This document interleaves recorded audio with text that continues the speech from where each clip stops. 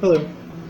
In this video, I'm going to talk about Yasmina Reza's play Art. Now, as I said in my video on her play God of Carnage, I know virtually nothing about contemporary French theater apart from the fact that I really like Yasmina Reza's work.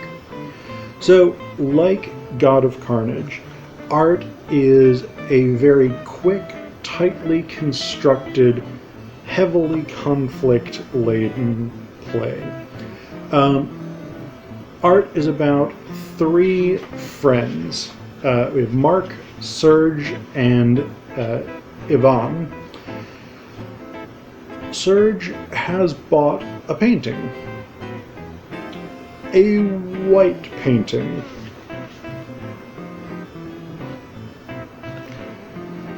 It's a painting that it's a white canvas, white background with some white sort of diagonal lines. And that's pretty much how the painting is described, both by Mark, who is not a fan of this painting, and by Serge, who is a fan of the painting, as well as by Ivan, who actually... Ivan is sort of wishy-washy about both whether he likes the painting and actually whether or not it's white on white. Ivan suggests periodically that there are some different colors in it. Like at one point, he suggests that there may be some red tones in it. At another time, he mentions green and yellow.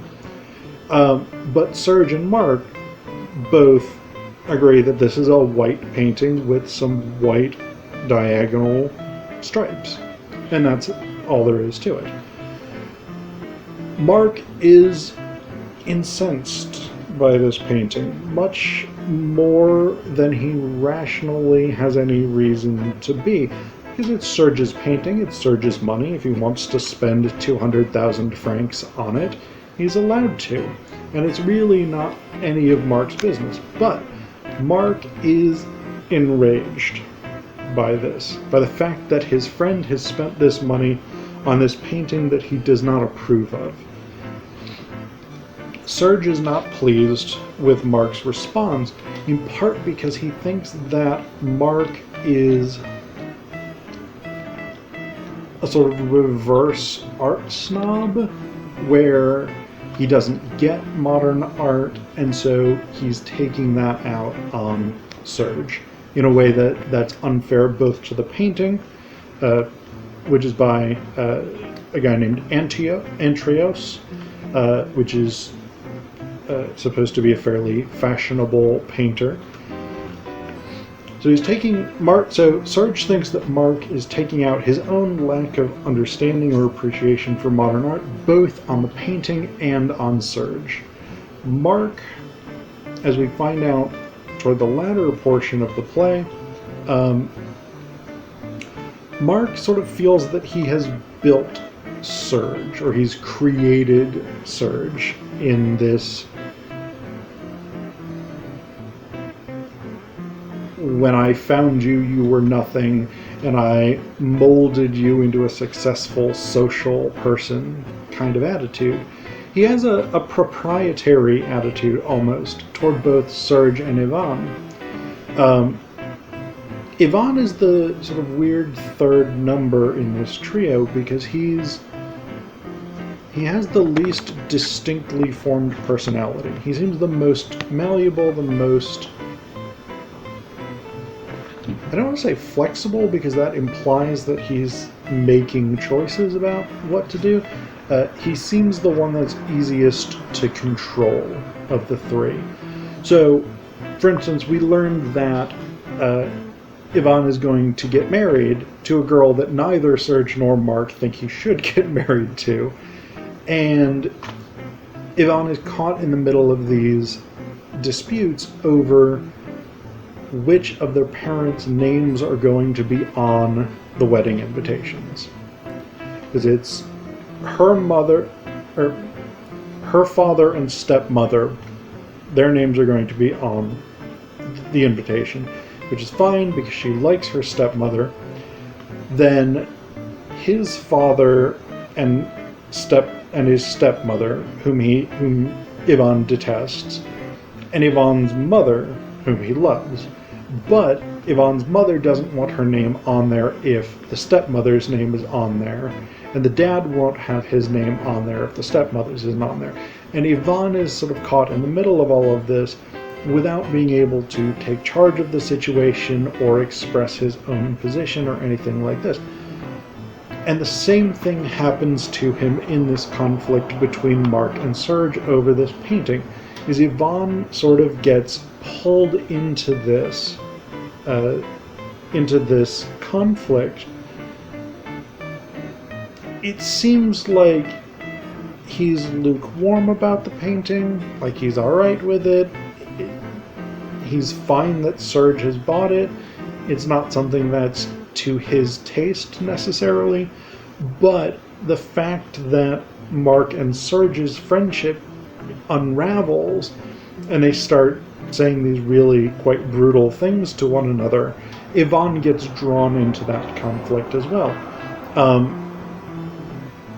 And so it's this, like The God of Carnage, it's this play where these sort of respectable middle-class French people unravel in a way that there's no sort of objective correlative, if we want to take T.S. Eliot's descriptor of Hamlet.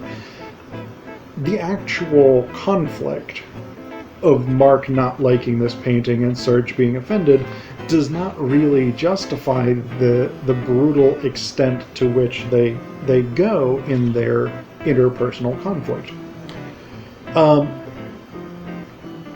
What happens at the end is actually a really interesting gesture of reconciliation, because Serge decides to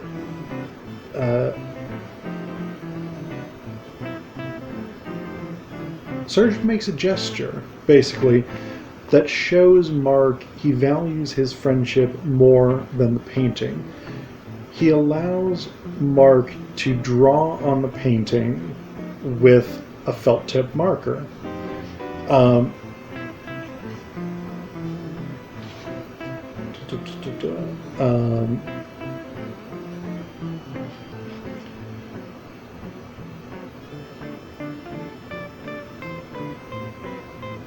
So there's actually...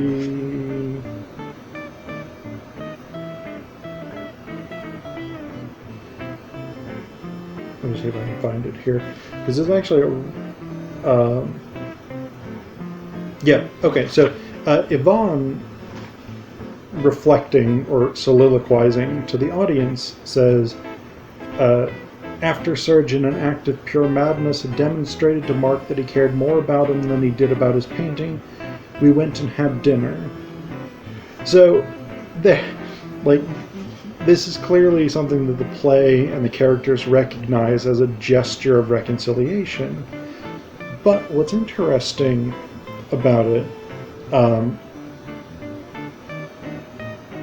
is that Serge then soliloquizes. Throughout the play, the characters speak directly to the audience. Serge says, when Mark and I succeeded in obliterating the skier, Mark drew a skier down a ski slope. With the aid of Swiss soap and with added ox gall, recommended by Paula, I looked at the Antrios and turned to Mark. Did you know ink from felt tips was washable? No, Mark said. No, did you? No, I said very fast, lying. I came within an inch of saying yes, I did know. But how could I have launched our trial period with such a disappointing admission? On the other hand, was it right to start with a lie? A lie? Let's be reasonable. Why am I so absurdly virtuous? Why does my relationship with Mark have to be so complicated? So, even though we've got this sort of gesture of reconciliation, which incidentally we don't have at the end of a play like The God of Carnage, that gesture of reconciliation is built on an extremely shaky foundation.